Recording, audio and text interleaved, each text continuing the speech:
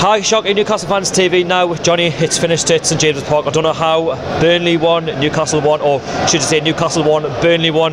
Mate, what happened? There's a reason why we've got a £5 million striker. This is the penalty, and has a couple of good chances, especially when we're 1-0 up and Murphy plays him through in the box. He's got to score. He's got to score. He's got to get on target. I think Slimani or Perez maybe would have probably scored that. You know, that's why we're where we are, because we kind of put the ball back there. We had some good chances first half. You know, Kennedy's at the post. Atu's got a score as well. Were you happy with Kennedy's starting mind? Yeah, I was quite impressed with him actually. I think he, you know, he was good on the ball, linked up well. He's got a bit of pace, but you could tell he was nagging after an hour. I wasn't surprised that he took him off and put Richie on. Richie's, you know, he's got an engine on him for half an hour. He can do the dirty side of the wing on the wing as well with defending. So I wasn't surprised, but good signs to start with.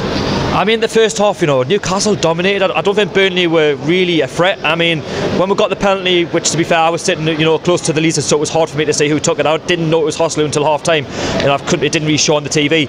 But he couldn't have placed it any closer to the keeper if he tried.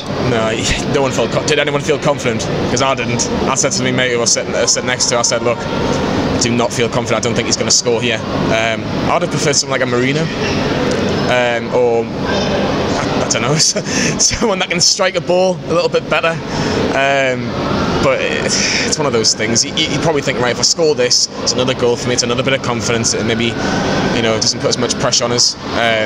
But I never knew. You never knew. You never know what's going to happen, but I didn't think he was going to score. I mean, I'm shaking my head right now. I mean, I just don't know how we've even not got a result out of this game. And that penalty for me, well, no, it's not great. It's not a great result in my opinion. We haven't won since October, but I just don't know. It's a great opportunity for Newcastle to take the lead, and we've missed it in half time 0-0. Second half, Newcastle. It's the game. The second half, it seemed 50-50, and then Newcastle had that great opportunity, you know, through Jamal Lascelles' header. What a great header that was. Yeah, it was a great finish. Yeah, it was a bullet finish. Like I said, there wasn't much in the second half. Before we scored, I think the only threat from Burnley was Ashley Barnes' elbows. But you know, it's a good corner from Kennedy. We've got someone that can cross the ball. Hopefully, he can teach Yedlin how to do that, because Yedlin kind of crossed the ball to save his life. It was a great finish from Lascelles. And for most of the part, you felt, right, if we can just keep it going, just try and, you know, just defend ugly, really, you know, waste time and just try and see what we can do. But it just sucker punch a little bit with about 5 minutes to go, but you knew it was kind of coming. I knew it was coming. Everyone knew it was coming in the stadium.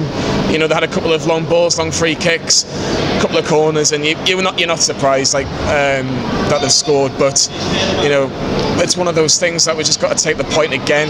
It's 3 times I can think off the top of my head. Swansea, Brighton, now what they call Burnley. I mean, Hoslu as well. I mean, he's got that chance as well. You know, when it's 1-0 to Newcastle, and if he puts that away, you know, Pope is stranded. He's literally standing there, and he's expected to go in. If Newcastle put that in, it's 2-0 Newcastle. There's daylight between ourselves and Burnley, and I was sitting to a guy right next to us, and he was even saying, and I said the same thing back.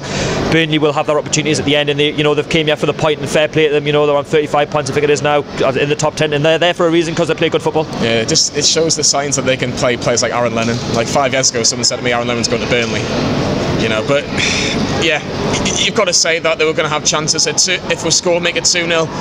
Yes, you can sit back, bring another midfielder on, take a Perez or a Hoslu off, and then sit to, you know, bank of 4, bank of 5, leave Gale up top, and let him just run for the scraps. But unfortunately, he doesn't put it away, and you know, we're back to square one. Unfortunately, but you know, I don't know what I think that most of the results are in. Most of them have gone quite in our favour. Hopefully, if Stoke and Watford finish 0-0, then I'll be very happy with how the results have gone for the other teams. We're quite lucky in a way, because you look at the bottom half of the table, apart from Swansea, who can put 2 wins together, nobody else can. Someone gets a win, and then they get beat. You know, no one can string 2 wins together in the bottom half. That's how close. You can say either how poor every team is in the bottom half, or how good every team is in the bottom half. It's that close. Now, obviously, it's a disappointing result. In my opinion, it's 3. You know, it's 2 points dropped. Now, Slimani, we pretty much think he's over the line now. You know, he's our striker. He'll probably be playing. If it's not the Crystal Palace game, it might be the game after. He's out for a couple of weeks, isn't he? What do you think about that? And obviously Dubravka as well from Sparta Prague. I'm happy with Slimani. I was gutted about Sturridge. I'll be honest with you. I think he's a good striker. Even if he's not fit for the 13-40 games we've got left, I still think he'll score 4 or 5 goals, and because I think he's that good of a player, when he gets the chance in goal, he does put him away. He's got pace, he's got power, hasn't he? He has, and Slimani, he has a lot of pace. Not a lot of pace, sorry. He has a lot of. He's a brute, isn't he? He's a big lad.